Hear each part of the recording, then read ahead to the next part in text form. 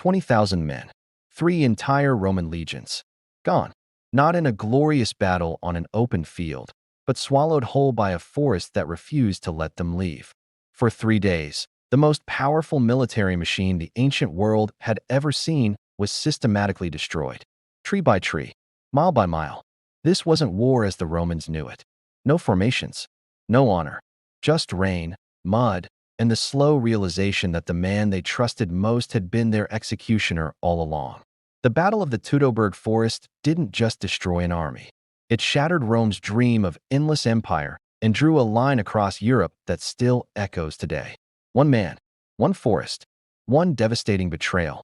And the empire that conquered the world learned something it never forgot. Some lands refuse to be tamed. If you're loving this deep dive into one of history's most brutal military disasters, hit that like button and subscribe for more untold stories from the ancient world. We're talking forgotten battles, legendary warriors, and the moments that changed everything. Share this with anyone who loves history that hits different. Now, let's get into how this catastrophe actually happened. Picture the Roman Empire at its peak. We're talking about a superpower that stretched from the scorching deserts of North Africa to the cold, gray rivers of Northern Europe. Rome didn't just conquer, it transformed.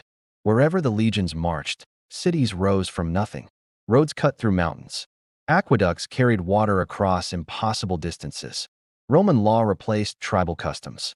Latin became the language of power. But every empire has a frontier, a place where the marble roads end and the unknown begins. For Rome, that edge was the Rhine River, a wide, powerful waterway that marked the boundary between civilization and chaos. On one side, Roman order, Roman taxes, Roman peace, enforced at the tip of a gladius. On the other side, Germania. Now, here's the thing about Germania. It wasn't a country, not in the way Rome understood countries. There was no capital, no king, no central government. Just endless forests stretching east as far as anyone could see. Dense woods of pine and oak where sunlight barely reached the ground. Swamps that could swallow a man whole. Rivers that changed course with every season. And scattered throughout this wilderness lived dozens of Germanic tribes. The Cherusci, the Chatti, the Marsi, the Bructeri, each with their own leaders, their own gods, their own ways of settling disputes, usually with axes. To Roman eyes, these people were barbarians. They wore animal skins instead of togas. They lived in wooden huts instead of stone villas. They had no written laws, no coins, no theaters. But here's what Rome missed. These weren't mindless savages. They were warriors who knew their land better than any surveyor. They could move through the forest like ghosts. They understood that in Germania, the terrain was the weapon, and they were masters of it. Still, Rome looked across the Rhine and saw opportunity. More land, more resources, more glory, and honestly, a challenge to Roman pride. How could the greatest empire in history allow this wild frontier to remain unconquered? So beginning in the late 1st century BC, Roman legions started crossing the Rhine every summer. Not to conquer outright, not yet, but to probe, to intimidate, to force the tribes into submission through shows of strength. They built temporary forts. They cut roads through the forest. They demanded tribute and hostages from tribal leaders. And slowly, grudgingly, it seemed to be working. Some tribes agreed to pay taxes. Others sent their sons to Rome as hostages, a guarantee of good behavior. A few even started adopting Roman customs, trading their furs and amber for Roman wine and weapons. By the year 7 AD, Emperor Augustus, the first and arguably greatest Roman emperor, decided it was time to make Germania official. Turn this messy collection of tribes into a proper Roman province. Bring civilization to the wilderness once and for all. To lead this effort, Augustus chose Publius Quinctilius Varus. On paper, Varus was perfect for the job. He was an experienced administrator who'd served as governor in Syria and Africa. He'd proven he could handle difficult populations. He knew how to establish Roman law in rebellious territories. He was educated, cultured, and completely confident in Rome's ability to civilize anyone. Varus arrived in Germania with judges, tax collectors, clerks, and bureaucrats. He set up his headquarters near the Rhine and immediately started imposing Roman order. Property disputes? Bring them to a Roman court. Local feuds? Let Roman law settle them. Religious festivals? Better clear those with Roman authorities first. To Varus, this was progress. He was bringing peace, stability, and justice to people who'd been living in chaos.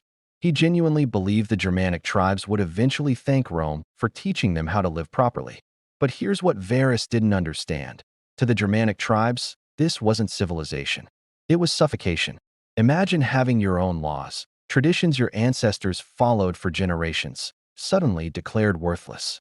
Imagine Roman soldiers marching through your villages, demanding food and shelter as if they owned the place.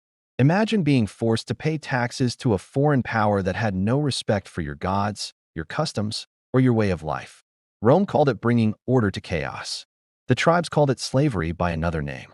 And growing resentment was spreading through the forests like wildfire. Whispers around campfires. Secret meetings between tribal leaders. The question wasn't if the tribes would resist, it was when and how. But here's the brilliant, terrifying thing about what happened next. The resistance didn't come from some wild-eyed rebel shouting defiance from the forest. It came from someone who smiled at Varus's dinner table. Someone who wore Roman armor and spoke flawless Latin. Someone Varus trusted completely. It came from a man who'd been raised in Rome itself. A man who knew every Roman tactic, every weakness, every blind spot in their legendary discipline. A man who'd learned how to destroy the legions by being one of them. His Roman name was Arminius. His people called him Hermann. And he was about to orchestrate the most devastating military disaster in Roman history, not despite his Roman education, but because of it. The stage was set. The empire was confident. The forest was waiting.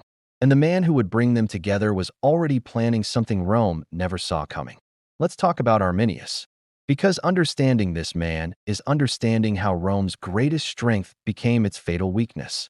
Arminius was born around 18 BC into the Cherusei tribe, one of the more powerful Germanic groups living east of the Rhine.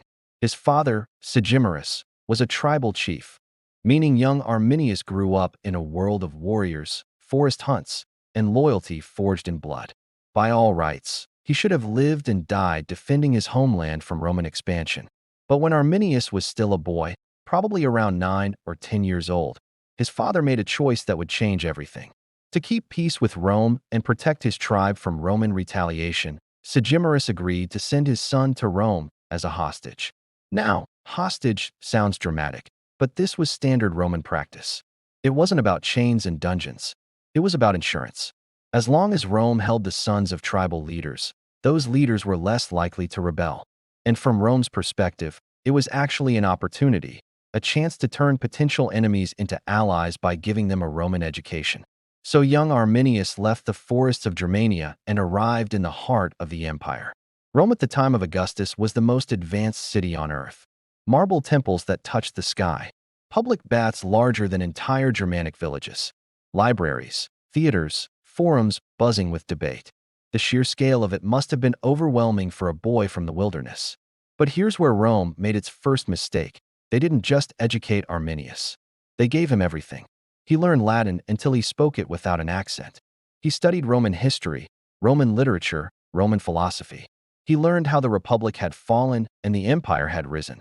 He observed how Roman politics worked, the alliances, the betrayals, the careful balance between the Senate and the emperor. More importantly, he learned the Roman way. Arminius wasn't just educated, he was trained. He joined the Roman auxiliary forces, units made up of non-citizens who fought alongside the legions. He learned Roman tactics, Roman discipline, Roman strategy. He studied how legions formed up for battle, how they used terrain, how they coordinated movements across vast distances. And he was good at it. Really good. Arminius rose through the ranks, proving himself in combat on Rome's frontiers. He earned Roman citizenship, a huge honor for a provincial. He was even granted equestrian status, making him part of Rome's elite social class. He wore Roman armor, carried Roman weapons, and commanded Roman respect. By the time Arminius returned to Germania in his mid-20s, he was the perfect bridge between two worlds. To the Romans, he was living proof that barbarians could be civilized, that Germanic warriors could become loyal Roman officers. To his own people, well, that's where it gets interesting. Because while Rome saw a success story, Arminius saw something else entirely. He saw what Rome had done to his homeland. During his years away, Roman influence had deepened. More forts, more roads, More soldiers marching through forests that had been free for centuries. Tribal customs were being pushed aside by Roman law. Sacred groves were being cut down to build Roman camps. Germanic warriors who'd once been fierce and independent were now bowing to foreign magistrates and paying taxes to a distant emperor. Some tribes had embraced it. They'd become Romanized, adopting Latin names and Roman dress, sending their children to learn in Roman schools. Others resisted and paid the price. Villages burned, leaders executed, population scattered. And here's what made Arminius dangerous. He understood both perspectives completely. He knew why Rome thought it was bringing civilization. He also knew what his people were losing. More than that, he knew Rome's weaknesses. He'd seen how the legions depended on open terrain to use their famous formations. He'd watched how Roman logistics required constant supply lines and established roads. He'd observed how Roman commanders sometimes trusted their foreign allies too much, assuming loyalty based on past cooperation. So when Arminius returned home, officially as a Roman auxiliary commander, supposedly loyal to the empire, he began to play the most dangerous game imaginable. On the surface, he was the perfect Roman ally. He met with Governor Verus regularly, offering advice about the tribes. He dined with Roman officers, laughing at their jokes and speaking their language flawlessly. He wore his Roman armor proudly and led Germanic auxiliary troops with Roman efficiency. Verus absolutely loved him. Here was proof that Rome's mission was working, that even the wild Germanic tribes could produce civilized, trustworthy leaders. Arminius became one of Verus's most trusted advisors, someone the governor relied on to explain local customs and navigate tribal politics. But behind those calm, educated eyes, Arminius was building something Rome never suspected, a conspiracy. It started with quiet conversations. Arminius would ride from tribe to tribe, visiting leaders his father had known, speaking to warriors who remembered him as a boy. And his message was simple but powerful. Rome would never stop. Today it's taxes and courts. Tomorrow it's complete subjugation. Your children will forget your gods, your customs, your language. Everything that makes you who you are will disappear under Roman roads and Roman laws. But, and this was crucial, Arminius didn't just appeal to anger. He offered hope. He explained that Rome wasn't invincible. He'd seen their tactics, studied their patterns, identified their vulnerabilities. He knew how to beat them. But it required something the Germanic tribes had never managed before: unity. One tribe couldn't defeat Rome. 10 tribes? Maybe. If they worked together. If they fought smart instead of brave. If they used the forest itself as a weapon. Slowly, carefully, Arminius built an alliance. The Cherusci, his own people. The Marsi, the Chatti, the Bructeri. Tribes that had been rivals for generations, now united by a common enemy and led by a man who spoke both languages, the language of the forest and the language of Rome. And the most beautiful, terrible part? Verus had no idea. He saw Arminius as his loyal ally, his proof that Rome's civilizing mission worked.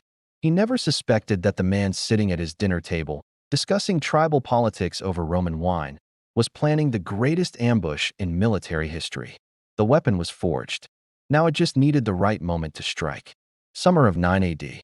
The pieces were moving into position, and Arminius was orchestrating it all with the precision of a Roman general, which, ironically, he technically was. By this point, Verus had been governing Germania for a couple of years, and from his perspective, things were going well. Sure, there were occasional disturbances, some tribes didn't pay their taxes on time, local disputes flared up, but nothing that seemed serious. Nothing that suggested the entire region was about to explode. That's because Arminius was making sure Verus saw exactly what he wanted him to see. It's one of the oldest tricks in the book, but Verus fell for it completely. Make your enemy feel secure right before you strike. Throughout the summer, Arminius continued his double life with Oscar-worthy performance. He attended Roman councils, offered strategic advice, and led his auxiliary troops on patrols. He made jokes with Roman officers. He reassured Verus that the tribes were pacified, that Roman law was taking hold, that Germania was slowly but surely becoming civilized. Meanwhile, in the forests, something else was happening. Tribal leaders were gathering in secret. Warriors were being counted, weapons prepared. But this wasn't a typical Germanic uprising. No wild, spontaneous rebellion that would burn hot and fast before collapsing. This was calculated, patient.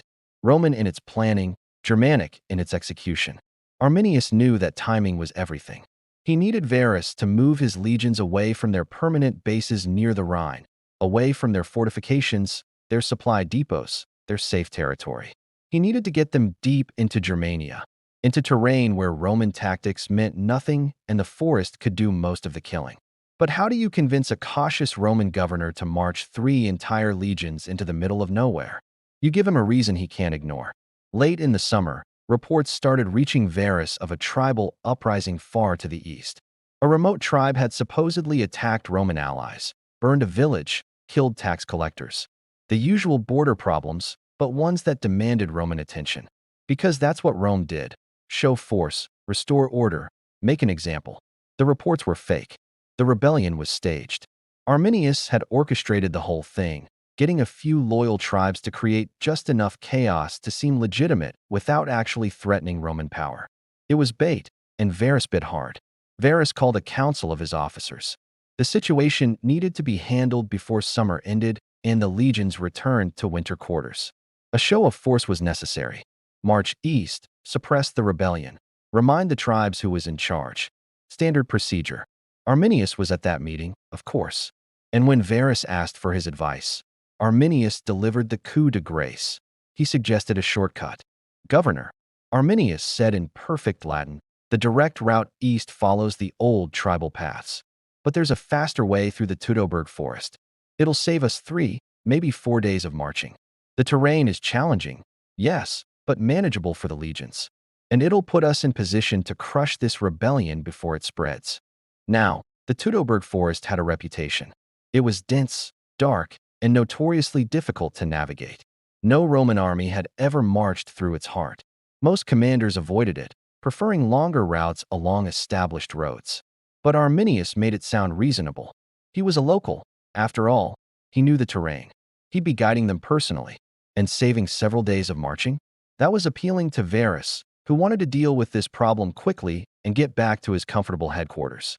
Other officers had concerns. Wouldn't it be better to stick to known roads? Wouldn't the narrow forest paths make their formations vulnerable? Shouldn't they wait for better weather?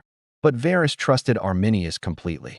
Besides, this was supposed to be a quick, punitive expedition against a minor uprising.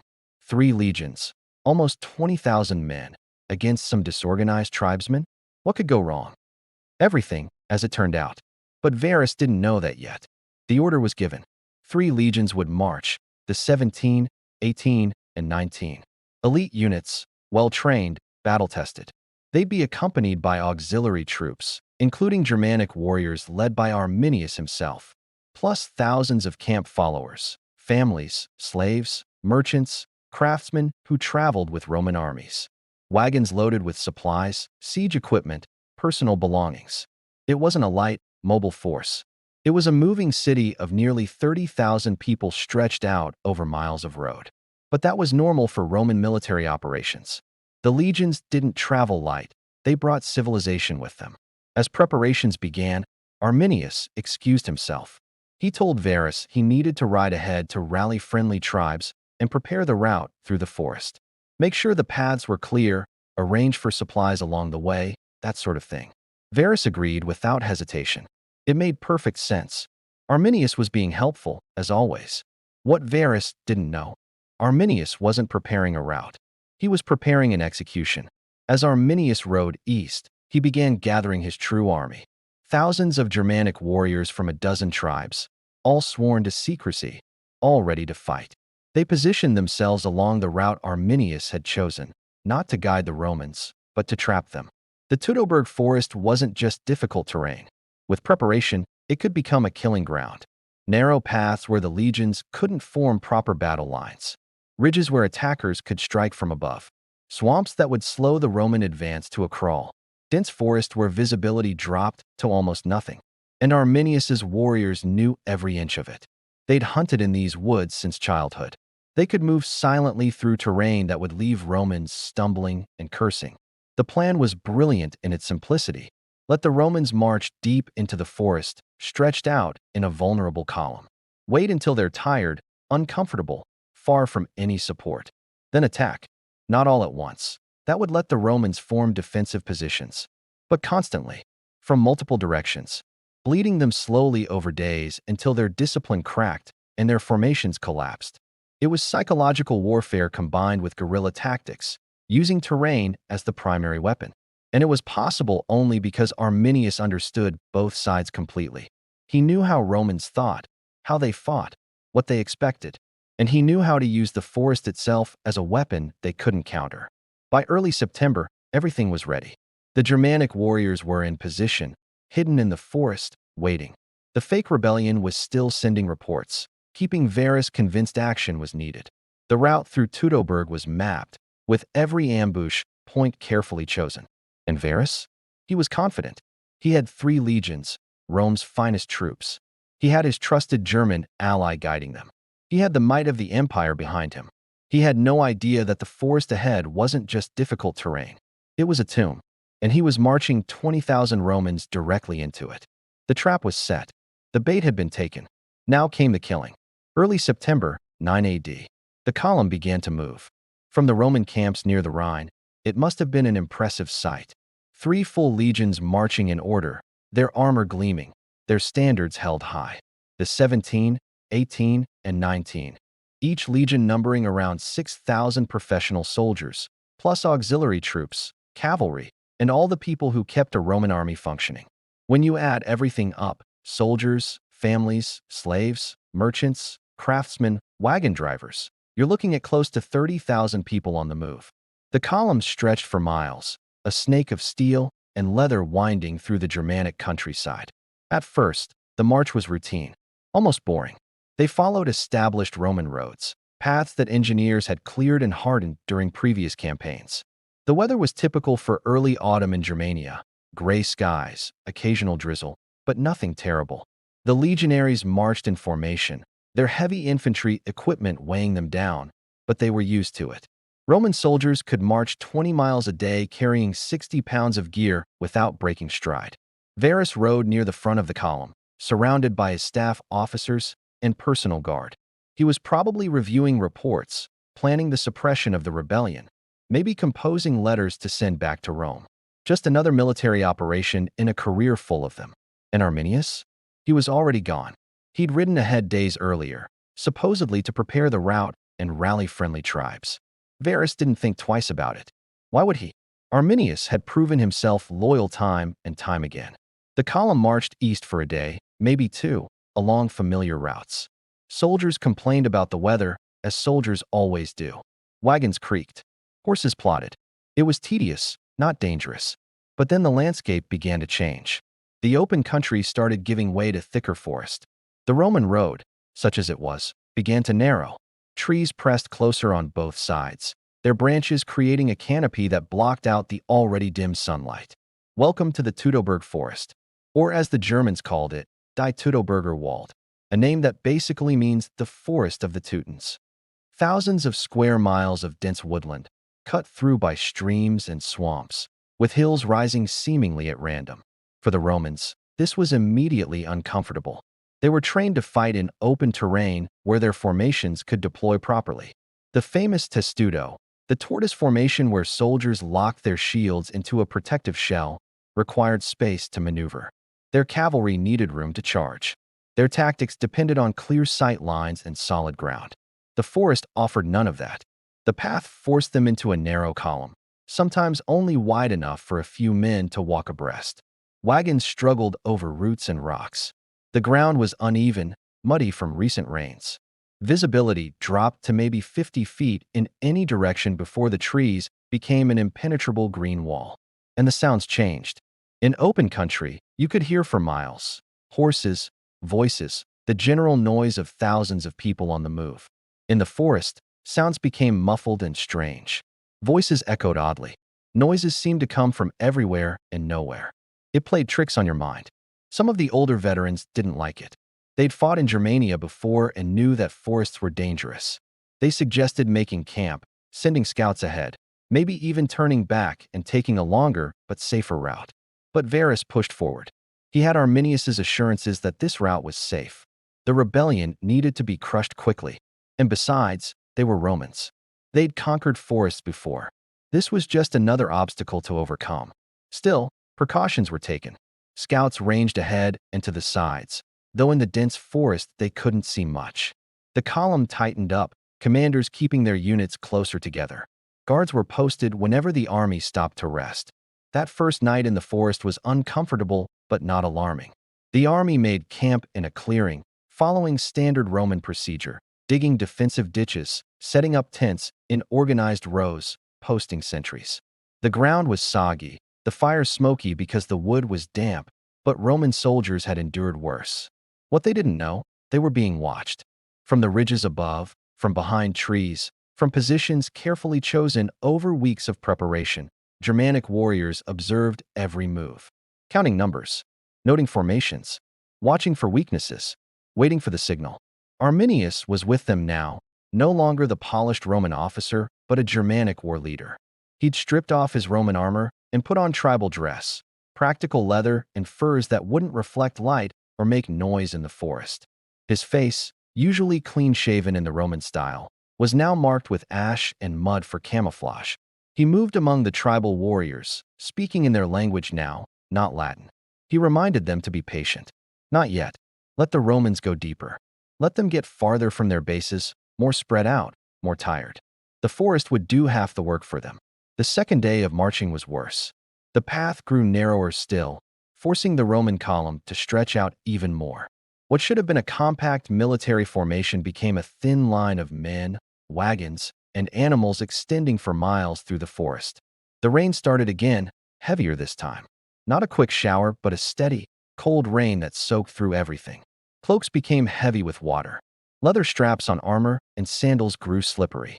The ground turned to mud that sucked at every step, making the already difficult march exhausting. Wagons began to bog down. Soldiers had to stop and push, using logs for leverage, straining to keep the supply train moving. This created gaps in the column, sections where different units lost visual contact with each other, separated by hundreds of yards of forest and rain. Still, the Romans maintained discipline. This was miserable, yes, but they were professionals. Bad weather and difficult terrain were just part of military life. They'd get through this, crush the rebellion, and be back in comfortable winter quarters within a week or two. That's what they told themselves, anyway. But some of the veterans, the men who'd served on the frontier for years, were starting to feel something they wouldn't admit out loud. This didn't feel right. The forest was too quiet. In Germania, forests were usually full of life. Birds, animals, the sounds of normal wilderness. But here, it seemed like everything was holding its breath, waiting. By the afternoon of the second day, scouts started disappearing. They'd ride ahead to check the path and simply not return. At first, this was explained away. Maybe they'd gotten lost in the dense forest, or their horses had thrown them. But after the third scout failed to report back, officers began to worry. Varus called a halt and summoned his commanders. Something was wrong, but no one could say exactly what.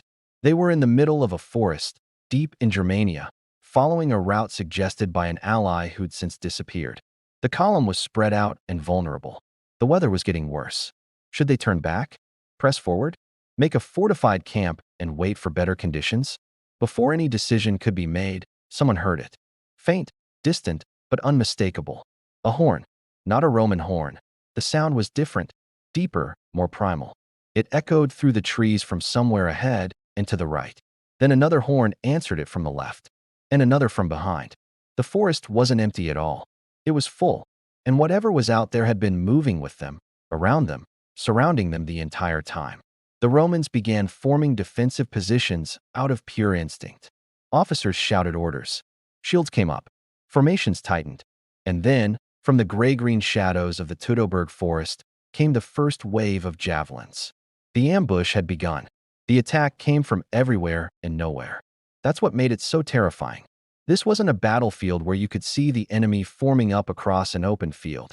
This was chaos in the green. Javelins arced out of the forest from multiple directions simultaneously.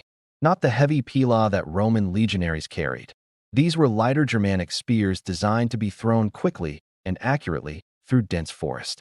They came at angles the Romans didn't expect, dropping from above where warriors had positioned themselves on ridges and in trees. Men screamed. Some died instantly, spears punching through exposed necks or finding gaps in armor. Others went down wounded, clutching at shafts buried in shoulders or legs. Horses panicked, rearing and bolting, tangling their riders and disrupting formations. Form testudo, centurions bellowed, ordering the famous shield wall formation. But there was a problem. They didn't have room. The forest path was too narrow. Wagons blocked sections of the column. The uneven, muddy ground made it impossible to form the tight, organized squares that made Roman infantry so effective. Instead, the legions fragmented into small groups. Soldiers clustered together instinctively, raising shields overhead and to the sides, trying to create protection from the invisible attackers. It helped, but it wasn't the same as a proper formation. And it meant the column had stopped moving, which was exactly what Arminius wanted. From the ridges above, Germanic warriors poured more missiles into the stalled Roman column. Arrows now joining the javelins. Rocks slung with surprising force. Even simple tree branches, sharpened to points and thrown from close range. Each wave of projectiles took down more Romans, eroding the legion's strength without the attackers ever having to engage in close combat. Then came something the Romans hadn't expected. The warriors charged, but only briefly. Groups of Germanic fighters would burst from the forest, rush a section of the Roman line with axes and swords, hack at anyone within reach, then melt back into the trees before Roman discipline could organize a counterattack. It was hit-and-run warfare, and the Romans had no answer for it. Every time a century tried to pursue attackers into the forest, they'd find themselves alone in the green, separated from their unit, easy targets for ambush. Officers quickly learned to order their men to hold position, but that meant enduring the attacks without being able to strike back effectively. Varus, in the middle of this chaos, tried desperately to regain control. He sent cavalry to sweep the flanks and clear out attackers. But horses couldn't maneuver well in the dense undergrowth. Some riders made it a few hundred yards before being pulled from their saddles by warriors hiding behind trees. Others found their horses stuck in mud or tangled in low branches, making them sitting targets. The rain intensified, as if the sky itself had joined the attack. Visibility dropped even further. Bowstrings got wet and lost tension. The feathers on arrows absorbed water, affecting their flight. Leather equipment became slippery. Worst of all, the mud deepened, making every step an exhausting struggle. "We need to keep moving," one of Varus's senior officers shouted over the din. "If we stay here, they'll bleed us dry."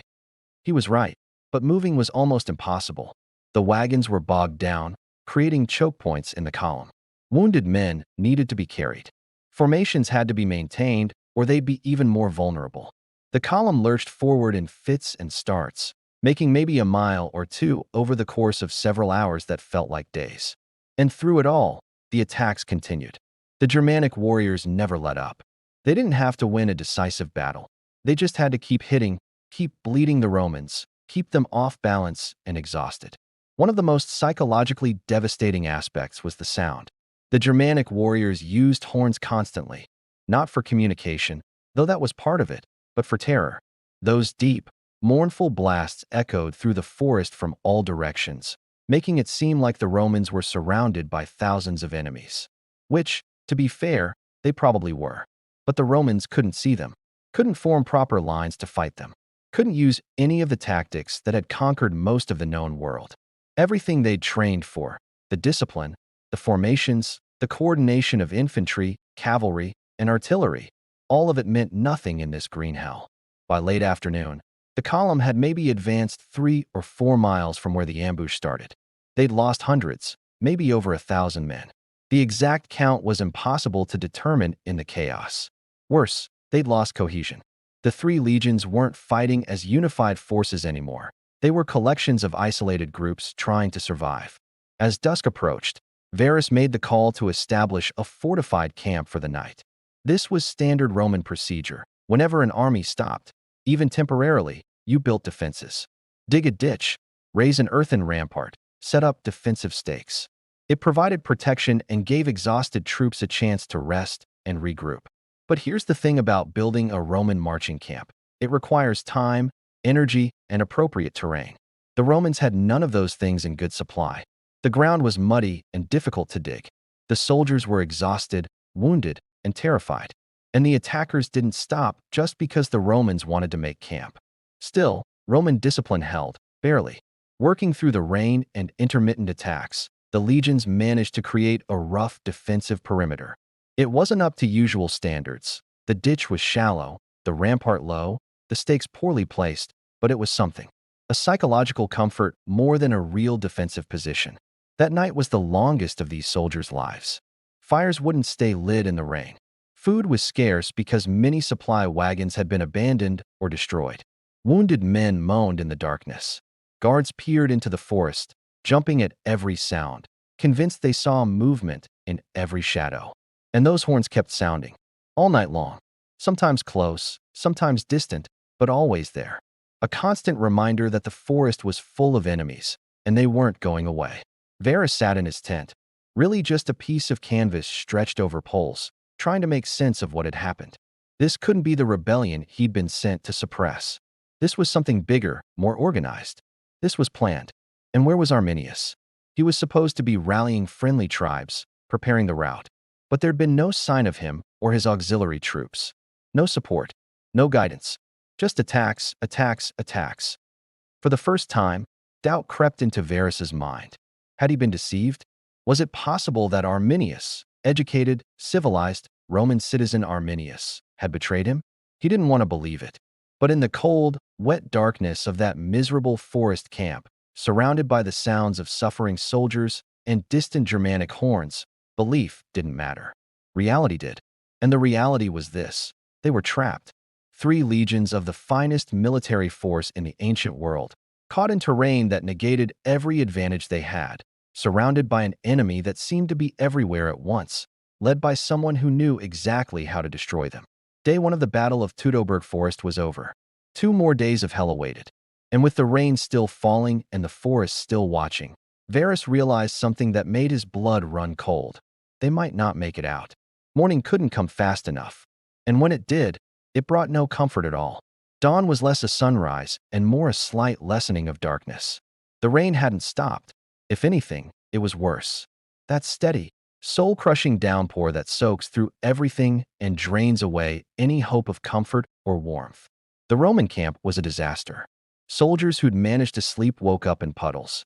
Others hadn't slept at all, too cold and frightened and alert for sounds in the darkness.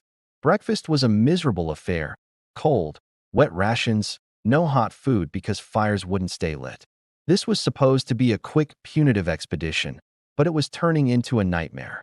Varus called his officers together for a quick war council. The situation was clear. They couldn't stay here, and they couldn't keep going the way they'd been heading. The path through the forest had been a trap. Whether through Arminius's betrayal or just catastrophic bad luck, it didn't matter now. They needed to change course. The decision: abandon the eastern push and head west, back toward the Rhine. Back toward Roman territory, Roman forts, safety. It meant giving up on the mission, but survival was now the priority. If they could make it back to the Rhine, they could regroup, resupply, and figure out what the hell had just happened. But here's the brutal reality. They were at least 3 or 4 days of normal marching from the Rhine. And nothing about this situation was normal. They'd have to cover that distance through hostile territory, under constant attack, in terrible weather, while burdened with wounded and limited supplies. We leave everything non-essential, Varus ordered. Wagons, siege equipment, personal belongings. Anything that slows us down gets abandoned. We carry weapons, armor, basic supplies. We move fast, and we move together.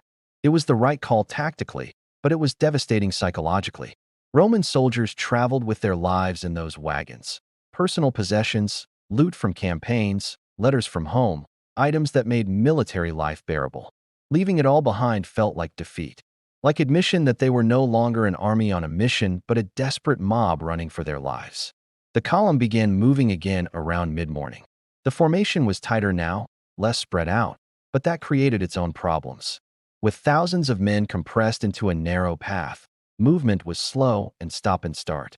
If the front of the column encountered an obstacle, everyone behind had to wait. And the attacks resumed immediately. If anything, they were more intense than the previous day.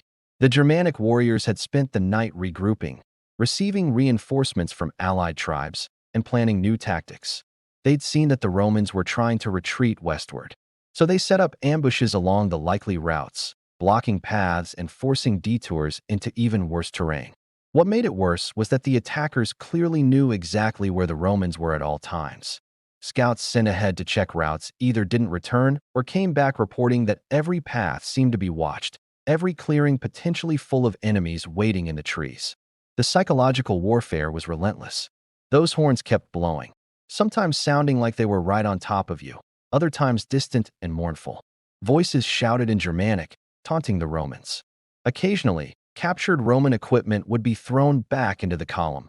A bloody helmet, a broken standard, a shield with a mocking message carved into the wood. The discipline that had held through the first day began to crack. Small groups of soldiers, terrified and exhausted, broke formation and tried to run, either back the way they'd come or off into the forest, hoping to hide until the danger passed. None of them made it far.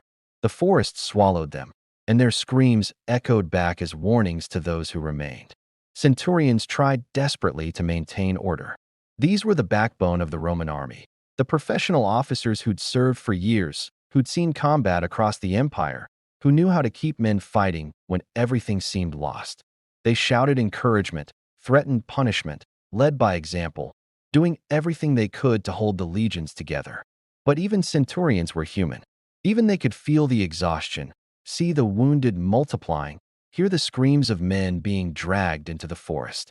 And even they began to wonder if maybe, just maybe, this was how it ended. The terrain fought them as hard as the warriors did. The path wound through swamps where men sank to their knees in freezing mud, through streams swollen by rain that swept soldiers off their feet, across hills that were more like mudslides. Every 100 yards was a battle against nature itself. By afternoon, the column had maybe covered 5 or 6 miles, nowhere near enough. At this rate, they'd need a week to reach the Rhine, and they didn't have a week's worth of strength left. Food was running low. Many soldiers had lost or abandoned their shields to move faster, leaving them exposed to projectiles. Wounded men who couldn't keep up were being left behind. A horrible decision, but necessary if the main force had any chance of survival. Varus rode in the middle of the column now, no longer at the front trying to lead. He looked years older than he had 3 days ago. His armor was caked with mud, his face drawn with exhaustion and stress. Officers reported to him with increasingly grim news. The 17 Legion had lost perhaps a third of its effective strength. The 18 was fragmented into isolated groups. The 19 was holding together but taking steady losses. And then came the worst news of all. Arminius had been spotted, not coming to their rescue. He was with the attackers, leading them. Multiple soldiers reported seeing a man in Germanic dress who looked like Arminius, shouting orders, coordinating attacks. There was no more room for doubt. The betrayal was real. How do you process that? The man you trusted completely, the man you dined with and relied on for advice, the man who represented everything Rome was trying to achieve in Germania. He'd been planning your destruction the entire time. It wasn't just a military defeat. It was a personal betrayal that cut to the core of everything Varus believed about Rome's civilizing mission. As the second night approached, the Romans tried again to establish a defensive position. This time it was even more pathetic than the previous night. Barely even a proper camp, just a rough circle of exhausted men huddling together in the rain, trying to protect the wounded in the middle. The wounded were now a crisis. Hundreds of men with injuries ranging from minor cuts to life-threatening trauma. With no medical supplies, no shelter, no way to treat them properly, many were simply dying. The moans and cries of injured soldiers filled the night, a constant reminder of how desperate their situation had become. Food was essentially gone. Water wasn't a problem, they were drowning in it, but there was nothing to eat except whatever personal rations soldiers had managed to keep dry. Some men were so desperate they tried eating bark or roots, anything to fill the gnawing emptiness in their bellies. Morale was collapsing. You could see it in the soldiers' eyes, that hollow, defeated look that says they've accepted they're probably going to die. Some men prayed to their gods. Others wrote final letters they hoped someone might find and deliver. Still others just sat in the rain, staring at nothing. Varus gathered his remaining senior officers. The situation was clear. They weren't going to make it back to the Rhine. Not like this. Maybe small groups could slip away in the darkness, travel light and fast, try to make it back individually. It was a desperate idea, essentially suggesting the complete dissolution of the legions, But what other options were there? Before they could make a decision, the horns started again. But this time, they weren't scattered and distant. They were close, very close, coming from all around the Roman position in the darkness. The Germanic warriors were preparing something. The Romans could feel it. The biggest attack was yet to come.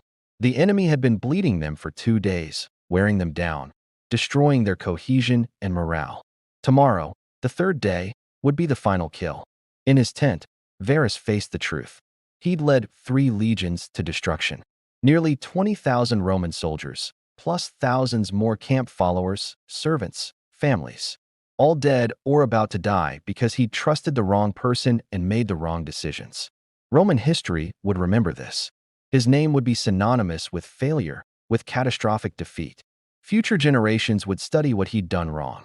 Emperor Augustus, the man who trusted him with this command, would be devastated. But regret wouldn't save anyone now. Morning was coming, and with it, the end. The rain fell, the horn sounded, and somewhere in the darkness, Arminius was preparing the final trap. The third day began with no pretense that this was anything but a march toward death.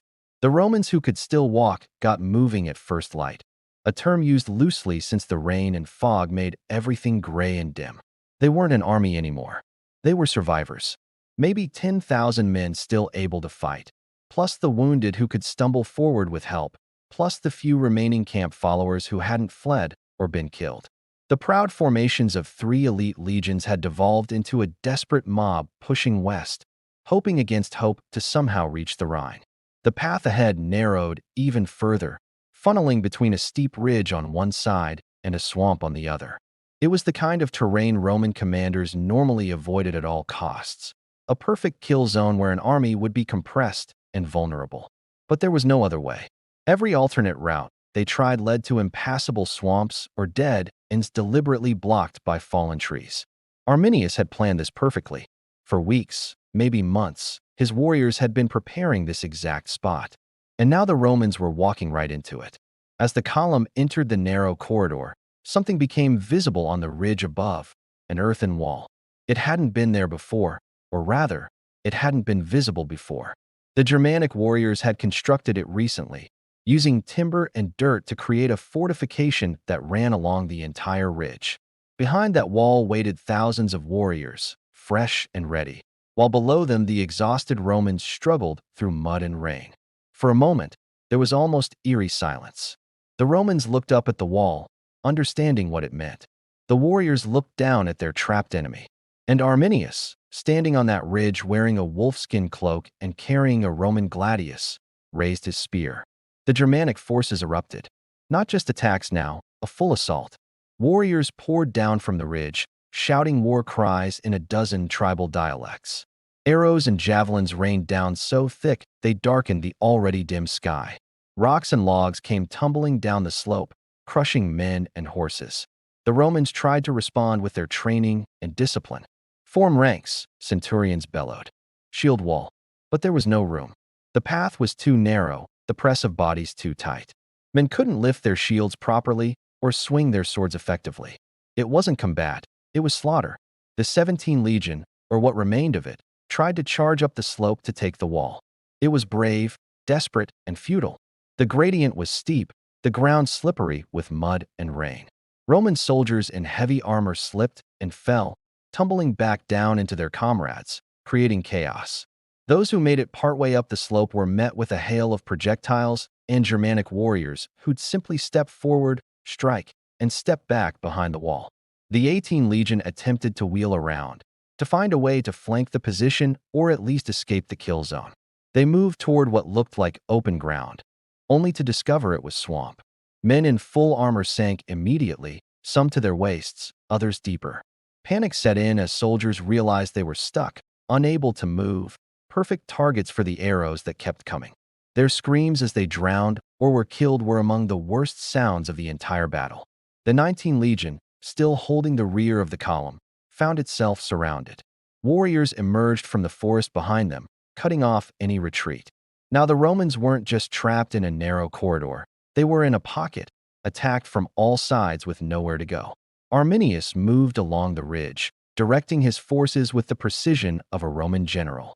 He'd fought alongside the legions long enough to know exactly how they'd respond to each threat. When Romans formed testudo, he had his warriors target the legs underneath. When they tried to charge, he had the front lines give ground, drawing them out of formation, then counterattack from the sides. When they tried to defend in place, he simply kept hitting them with projectiles until they had to move or die where they stood. And he shouted to them in Latin. Perfect, cultured Latin that he'd learned in Rome. Where is your discipline now? Where is Roman order? Your empire ends here, in this forest, in this mud. Some of the Romans recognized his voice. The man who'd sat at Varus's table. The man they'd called comrade.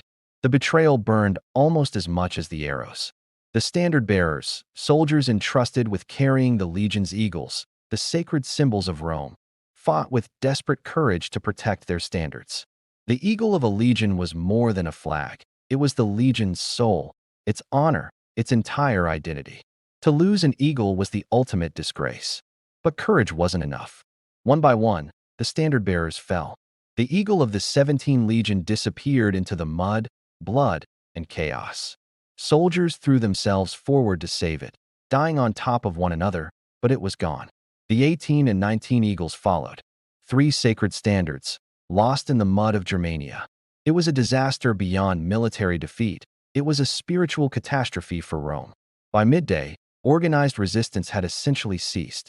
What remained were isolated pockets of Romans, clustered in small groups, fighting back-to-back against overwhelming numbers. Some fought with disciplined efficiency even in death, maintaining their training to the very end. Others broke completely, throwing down their weapons and begging for mercy that mostly didn't come. Somewhere in the chaos, Publius Quinctilius Varus faced his final decision. He was wounded. Accounts vary on how badly, but more importantly, he knew it was over. The legions were destroyed. His command had failed catastrophically.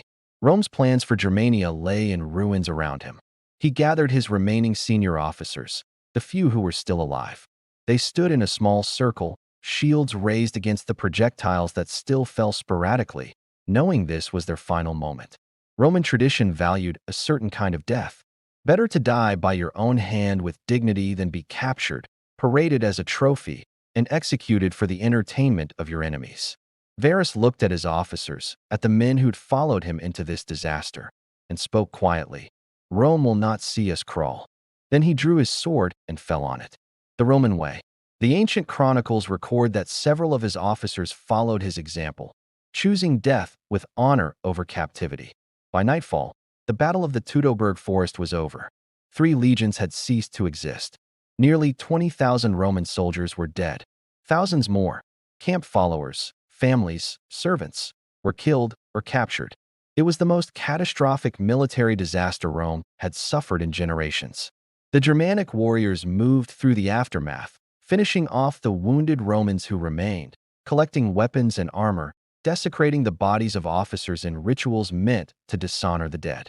Some prisoners were taken, Romans of high rank who might be ransomed, or simply kept as trophies of the great victory. Arminius walked through the carnage he'd created. The sources suggest he was conflicted, proud of what he'd accomplished, but also shaken by the scale of death. He'd destroyed 3 legions, something even Hannibal had never managed. He'd avenged his people and struck a blow for Germanic freedom that would echo through history. But he'd also killed men he'd fought beside, men who'd trusted him.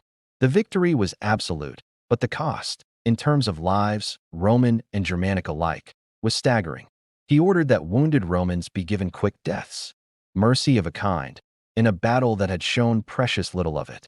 He forbade the torture of prisoners, though this order wasn't always followed.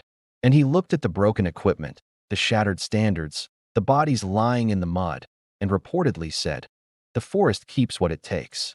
3 silver eagles, the standards of the 17, 18, and 19 legions, were lost in that forest. For Rome, their loss was a wound that would never fully heal. Legions could be recruited and trained again, but those numbers, 17, 18, 19, were retired, never used again. The dishonor was too great. The Teutoburg Forest had become a graveyard, and its lesson was clear. Rome's power had limits. The empire could be beaten, and the man who'd beaten it was one they'd trained themselves. News traveled slowly in the ancient world, but when word of the disaster finally reached Rome, It hit like an earthquake. Emperor Augustus was in his palace when the report arrived. 3 legions lost. Nearly 20,000 citizens dead. The governor, Publius Quinctilius Varus, dead by his own hand. The eagles, the sacred standards, captured or lost in the mud of Germania. It was inconceivable, unthinkable. Rome didn't lose entire armies. Rome conquered. That's what Rome did. The ancient historian Suetonius records that Augustus was so devastated he tore his clothes, let his beard and hair grow wild in mourning, and for months afterward would bang his head against the walls of his palace, crying out, "Quintilius Varus, give me back my legions." But Varus couldn't give them back. They were gone, and with them went Rome's dream of unlimited expansion. See, before Teutoburg, Rome had been on a trajectory of seemingly endless conquest. Augustus had pacified Spain, secured Egypt, extended Roman control deep into Central Europe. The plan had been to push the frontier from the Rhine to the Elbe River, essentially doubling Rome's territory in the north. Germania would become a province, its tribes would be Romanized, and the empire would keep growing. Teutoburg ended that dream. Not immediately, Rome didn't give up right away.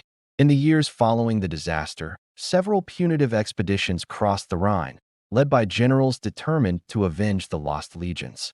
They achieved some victories, recovered 1 or 2 of the lost eagles, and punished some of the tribes involved in the ambush. But they never conquered Germania. The forest that had swallowed 3 legions proved indigestible. The tribes, emboldened by Arminius's victory, resisted fiercely, and Rome, facing other threats on other frontiers, eventually made a strategic decision. The Rhine would remain the border. Germania would stay free. This wasn't just a military decision. It was a psychological watershed. Rome accepted that its empire had limits. There were places too difficult, too costly, too dangerous to hold. It was a lesson that probably saved Rome from further overextension, but it was also an admission of vulnerability. The long-term consequences echo through history. Because Germania remained unconquered, it developed independently of Roman civilization. While Gaul, modern France, became Romanized, adopting Latin language, Roman law, Roman culture, Germania maintained its own identity. This created a fundamental cultural divide in Europe that persists in some ways even today, between the Romance language regions that were Romanized and the Germanic regions that weren't. You can draw a line from Teutoburg to the eventual fall of the Western Roman Empire. Not directly, of course, that happened 4 centuries later, but the precedent was set. Rome could be beaten in the forests and swamps of the north. Barbarian tribes could learn Roman tactics and use them against Rome itself.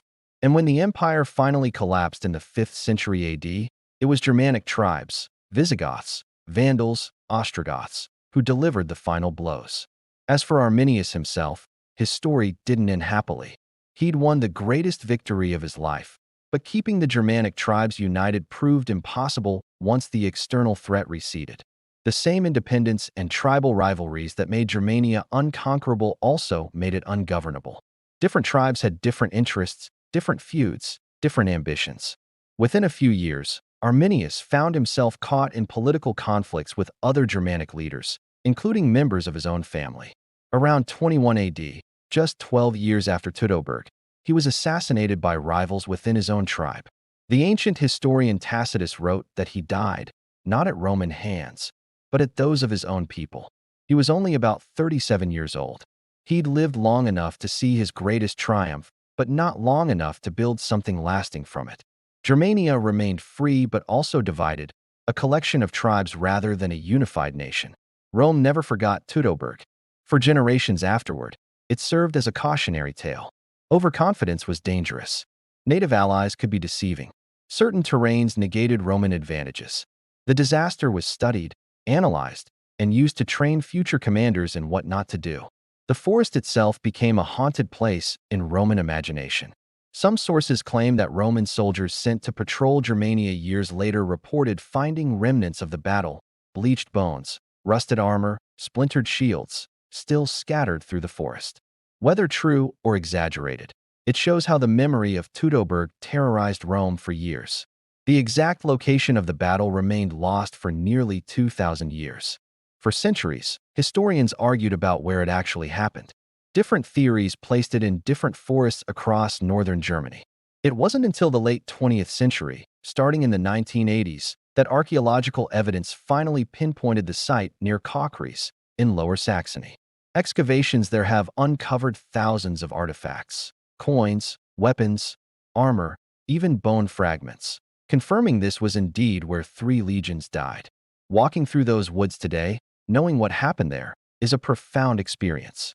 It's peaceful now, just ordinary German forest, with trails and markers explaining the history. But it's impossible not to feel the weight of what occurred. 20,000 men died in these woods, their screams echoing through rain-soaked trees. An empire's ambitions drowned in this mud. One man's betrayal, or liberation, depending on your perspective, changed the course of Western civilization. Because here's the final question: was Arminius a traitor or a freedom fighter? To Rome, he was the worst kind of traitor, someone they'd educated, trusted, and welcomed, who then turned that knowledge against them. His name became synonymous with betrayal. But to Germans, he became a hero, Hermann der Cherusker, the man who saved Germania from Roman conquest. In the 19th century, German nationalists built a massive monument to him, the Hermannsdenkmal, a huge statue depicting Arminius raising his sword toward the west, toward Rome. It became a symbol of German identity and independence. The truth, as always, is more complex. Arminius was both traitor and hero, depending on which side of the Rhine you stood on. He was a man caught between 2 worlds who chose his original world over the one that had adopted him. He used the knowledge Rome gave him to destroy Roman power in his homeland. Whether that makes him noble or dishonorable depends entirely on your perspective. What's inarguable is his impact. The Battle of the Teutoburg Forest in 9 AD was a hinge point in history. It ended Rome's expansion northward, preserved Germanic independence, created a cultural boundary in Europe that still exists, and proved that even the mightiest empire could be brought to its knees by the right combination of terrain, tactics, and determination. 3 legions marched into the forest. None came out, and Rome, the empire that had conquered the known world, learned a lesson it never forgot. Some forests don't give back what they take. Some lands refuse to be tamed. And sometimes, the man you trust most is the one planning your destruction. The rain still falls in those German forests. The trees still whisper. And if you listen carefully on a dark autumn day, some say you can still hear them. The horns, the screams, the echoes of 20,000 Romans who marched into the green and never came home. And that's the story of the Battle of the Teutoburg Forest, one of the most brutal and consequential military disasters in ancient history. If you enjoyed this deep dive into Rome's darkest hour, make sure you hit that subscribe button for more untold stories from the ancient world. We've got more battles, more betrayals, and more moments that changed everything coming your way.